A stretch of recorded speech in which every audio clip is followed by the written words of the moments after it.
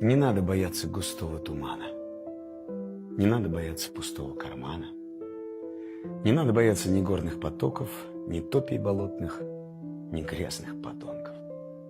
Умейте всем страхом в лицо рассмеяться. Лишь собственной трусости надо бояться. Не надо бояться тяжелой задачи, а надо бояться дешевой удачи.